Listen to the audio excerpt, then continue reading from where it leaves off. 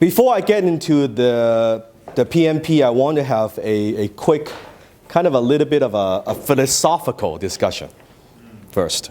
Because what sparked the idea is a few weeks ago, because as you know, you guys know, if you're joining us for Friday dinner, that I remember we had a late night, Friday dinner with, Wilson and Benson and Diwan, and we were just, Andre, we were just talking about how important learning and how to get the most out of your learning. And we also talk about why some of the members, you will see maybe they would grow faster than the others. They would get more out of the group.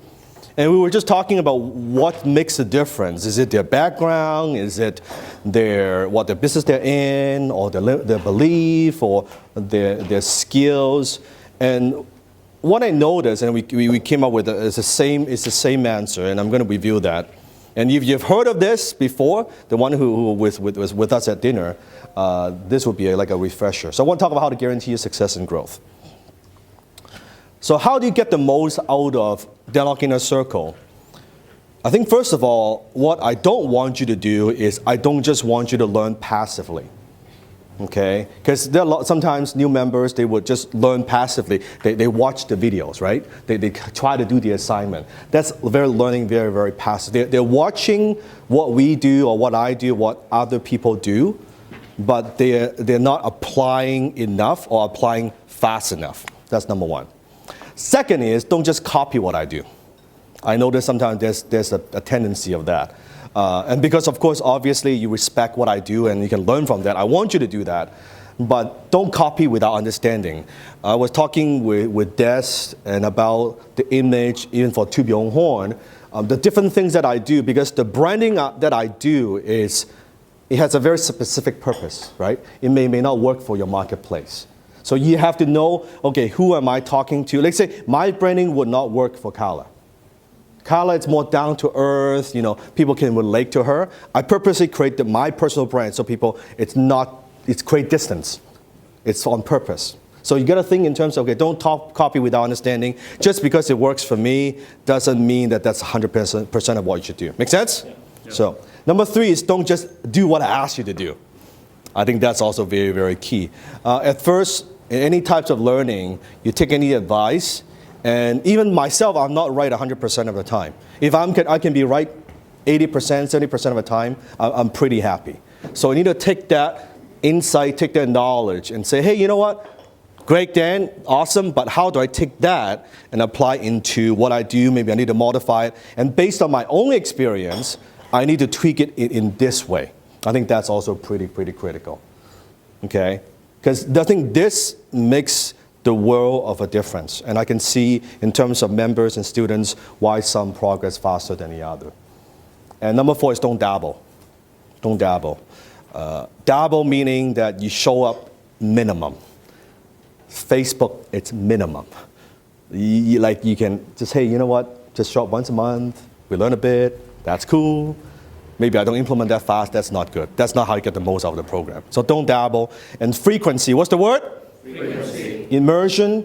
Diwan talks about immersion. Actually, talk a little bit about immersion, because you were talking about that at dinner. More like how I've approached DLIC in the last 30 days? Yes. Yeah, I just went all in and dropped everything, and I'll just speak openly. What's come from you, Dan, has been great, but listening to Benson's thought patterns, and not just listening to what he's been saying, but why he's saying it. Yes. Actually, the initial late night that we had, you talked about depth and reading between the lines. And there's so many people here way more successful than me, but just by listening how people have communicated, Earl's another one that I've spent a lot of time with in the last 30 days. Yeah. And just by being around and listening to other people communicate, I've been able to pull up so much bullshit and just get it out of my way. Yeah. And it's only because I've been willing to listen and just also ask myself, why are they saying it? Yes. And I haven't even grasped 1%, but that 0.5% has already changed my business immensely. And look, Fridays are my girls' day off, and it's been a bit difficult, but I've been out 2, 3 o'clock in the morning Yeah, You guys we were like up till 2 a.m. that night. Yeah, they kicked us out 2 a.m. And I'm not saying that Yeah. it's like give up your personal time, but I'm just trying to listen to as many conversations as possible. And I'm, yeah, anyways, that's the best way for me to explain it. And I've gone through all the content already. I don't understand 90% of it, but I'm just listening to people's conversations. And Benson specifically has, and everybody that was at that table that night, I think the reason why that night was so valuable was because Benson was sharing lots. And Yeah. that was my personal. Also, his journey, right? What makes him tick? So for sure. So I think so. that's it. It's just listening to people and why they're saying what they're saying, and just trying to understand why, because I don't understand a lot of this still. But I'm Yeah. just trying to And I so wish that I could take whatever that X factor is and put it in something and kind of give to each of you. I can't. And I don't even know when that shows up. I really do not know. What I do know is proximity, somehow maybe a relax. Usually it doesn't happen like this. It happens through dinner, something like that, something just click. It's not about the dinner. Like day one I talk about, it's not just having dinner. That's nice. But those conversations, I mean, Andre, I think the same thing would agree. Some of those conversations, really, it's very extremely valuable. And maybe it's because it's late night, less people, more relaxed, something just click. And same the conversation I had with Klaus before he went back to Finland. It's just having a bubble tea and I was talking about something. Gary was sitting next to me. Something just hit him and it was a transformation. How that happens, I do not know. I cannot replicate that, I do not know. But it happens quite often at late night dinner. That's just what I'm saying. Right. Yeah, it's something about that. So I encourage you, if you can make it, definitely do it. You'll find it very valuable, very valuable. And consistency are the keys for sure. Applying consistently, not just, hey, you know what? Do you want to join 30 days? That's nice, but it's that immersion, consistency. I was talking with Earl the other day on the phone, right? Really, the true differentiator, I believe my edge, my winning edge is consistency. It's consistency. I'm not thinking 2 months, 3 months, 6 months, 3 years, 5 years, 10 years. Because I know everybody else is going to quit. I'll be here, right? And that's the difference. And you see that growth. Yeah, at first it was like tough as hell. And then, suddenly see this. But the tremendous quantum growth is that little bit. Now you have your PMP, you're established, all of that. Now really now everything seems so easy. Now they see what you do, it's so easy. Fuck you, right? It's more like this, right? So I want to show you a quick Bruce Lee film. I already told Miss Bell I can't. I'm willing to empty my cup in order to taste your tea. Your open-mindedness is cool, but it doesn't change anything. I don't believe in system, Mr. Longstreet, nor in method. And without system, without method, what's to teach? But you had to learn. You weren't born knowing how to take apart 3 men in a matter of seconds. True, but I found the cause of my ignorance. But help me find mine. I want you to believe it's more than just learning how to defend myself. There were a couple of times there when you were teaching me that I felt that my body and my head really were together. It's funny that out of a martial art, out of combat, I feel something peaceful, something without hostility. Almost as though if I knew Jeet Kune Do, it'd be enough simply to know it, and by knowing it, never have to use it. Do you always know the right thing to say? Have I said it? So it's quite deep. It's quite deep. He was saying, hey, you know what? Yeah, your openness of them, it's good.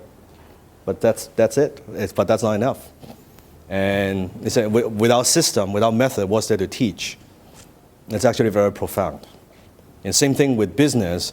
Think of the different tactics. It's not Facebook. It's not webinar. It's not. You strip away all those things.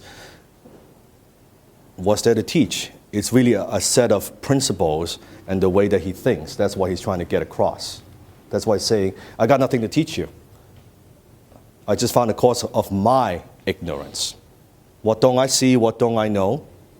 And here's a very powerful question. What are the flaws in my thinking? What are the flaws in my thinking? Because your thinking is producing your results right now. Thoughts lead to belief, lead to actions, lead to results. So what are the flaws in my thinking? So my hope is, as a DIC members and inner circle, not just watch what I do, learn the techniques, the marketing, the sales, the script, that's all good. But if you get the way that I think, it changes the game. Then regardless if you're within a circle, you leave in a circle, I think it will serve you long term. And that's really what I want to try to get. Unfortunately, not everybody would get this. Not every one of you would get this. I hope every one of you would get this. But you can get the way that I think it changes, because you look at everything differently. It's the metaphor that Benson and I shared with us at the dinner, how J. Abraham thinks, which I love that analogy. So basically he's saying most people in business are busy kind of just digging holes. They're digging holes, right? The more competitive, the more pressure, the more profit we squeeze. What do we need to do? How can we dig the hole faster? That's what everybody asks. Think about it. How do we get more clients? How do we get more leads?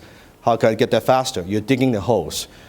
The critical thinking, the strategic thinking, what Jay was talking about is, well, instead of just how can I dig this faster, which is what 99% of people ask, a different way of looking at it is, well, should you even be digging the hole?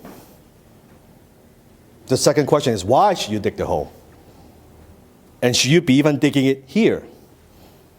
And should you be digging the hole, or should you be passing it on to someone else you can leverage yourself?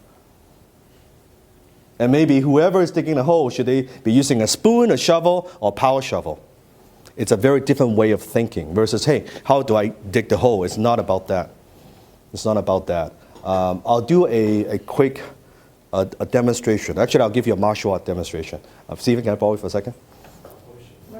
Yeah. No, I'm not going to get it. Yeah. No, I shouldn't.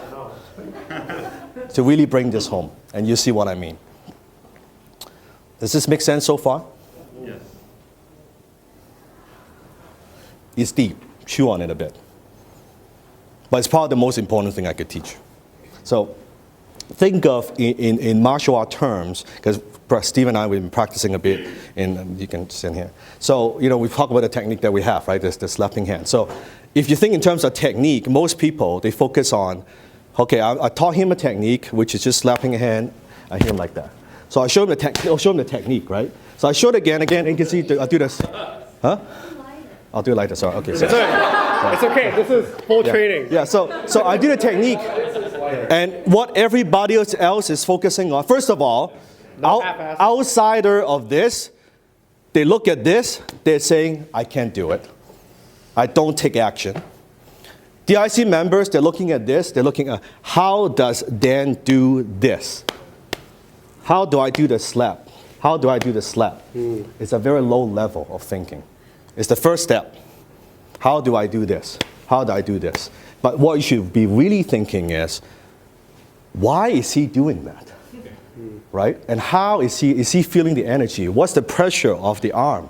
Can we rotate? Can I change it to this way? Or what if he does it? He does it to me. He does it to me. Go faster. Then how do I change and counter? And how do I develop that speed? How do I develop that power? How do I do it from a distance?